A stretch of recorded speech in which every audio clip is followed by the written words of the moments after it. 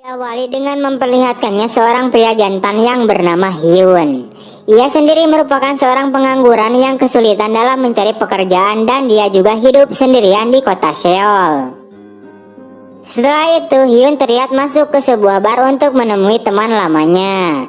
Temannya ini bernama Min Suk. Di sini mereka saling mengobrol bersama.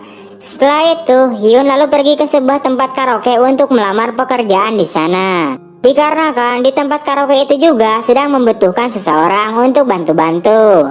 Pada akhirnya Hyun pun diterima dan mendapatkan pekerjaan untuk menyambung hidupnya.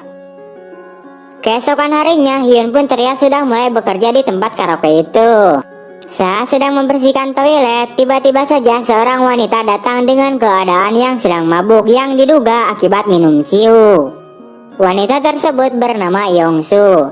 Di sini Yongsu lalu menggoda si Hyun dan dia lalu disuruh untuk memeriksa ke dalam kamar nomor 3. Saat Hyun masuk ke dalam kamar itu, ia lalu dikagetkan dengan si Yongsu yang sedang dengan seorang bapak-bapak. Dengan keadaan gugup dan era, Hyun lalu menyuruh mereka keluar sebab kamar mereka yang tempati akan segera dibersihkan.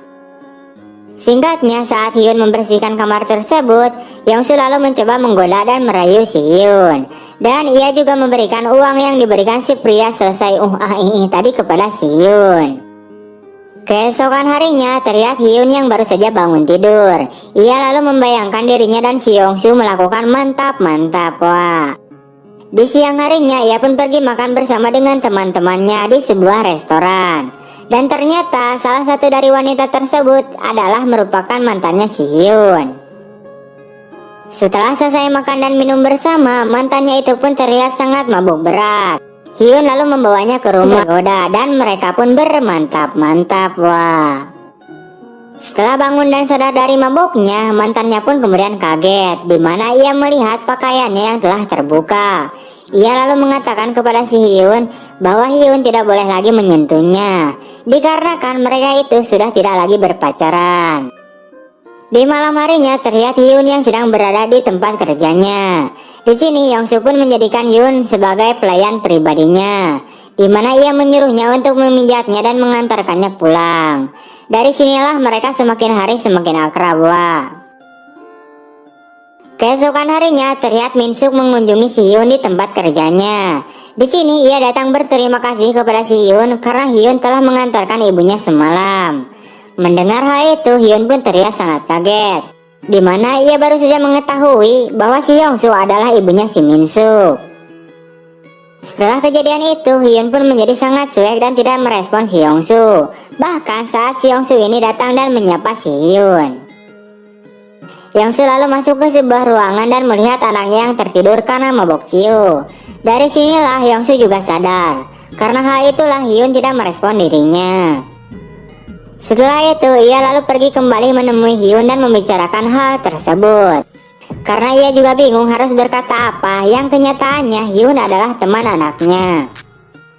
Yongsu pun akhirnya pulang ke rumahnya.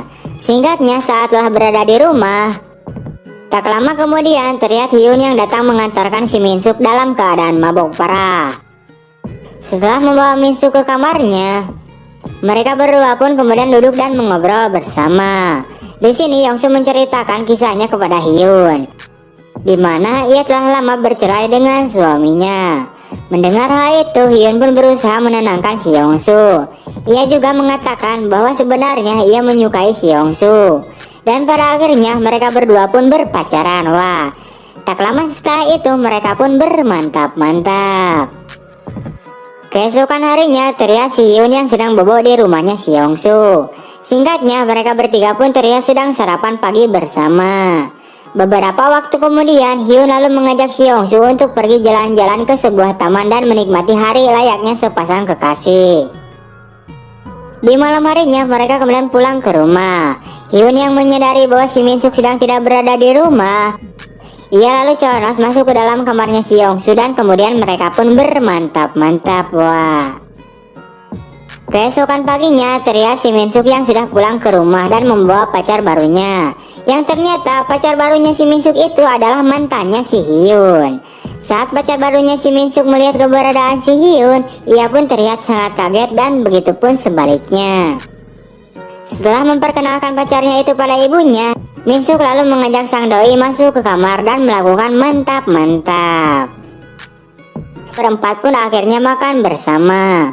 Di malam harinya, Hyun menjalani aktivitas seperti biasanya. Beberapa waktu kemudian, saat Hyun sedang bekerja membersihkan kamar-kamar, tiba-tiba saja ia kaget ketika melihat Seongsu yang sedang menangis sambil digoda secara halus oleh bosnya. Setelah bosnya itu pergi, Hyun lalu menanyakan kepada Seongsu ini kenapa menangis. Akan tetapi Seongsu ini lebih memilih untuk tidak memberitahu hal tersebut kepada si Hyun. Singkatnya, saat Hyun akan pulang, tiba-tiba saja ia mendengar sebuah jeritan di dalam salah satu ruangan. Yang ternyata jeritan tersebut berasal dari Seongsu yang akan diperkaos secara paksa oleh bosnya. Melihat hal itu, sontak Hyun pun mengambil sebuah tongkat dan memukul bosnya hingga terkojor pingsan. Setelah di luar, Hyun lalu kembali menanyakan apa yang sebenarnya terjadi kepada Seongsu. Pada akhirnya, Yeongsu lalu menceritakan semuanya kepada si Hyun. Yang ternyata Seongsu ini sedang terlilit hutang yang sangat banyak dan dipaksa harus bekerja sebagai wanita penghibur. Mendengar hal itu, Hyun pun bingung dan tidak bisa mengatakan apa-apa, sebab ia juga sama-sama tidak punya uang. Saat sudah berada di rumah, Hyun lalu kembali masuk ke dalam kamarnya Seongsu dan bermantap-mantap kembali, wah.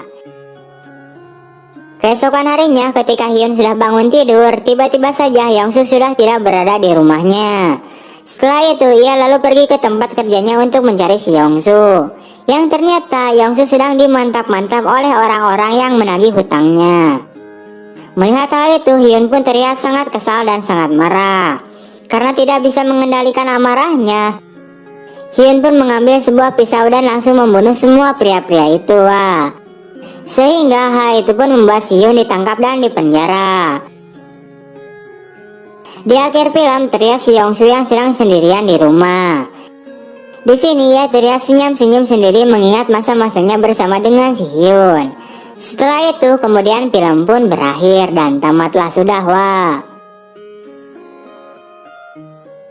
Oke, wah, itu dia untuk alur cerita dari film kali ini. Gak usah baper dan gak usah dipikirin tentang cerita film ini yang sangat menguras nutrisi si batang.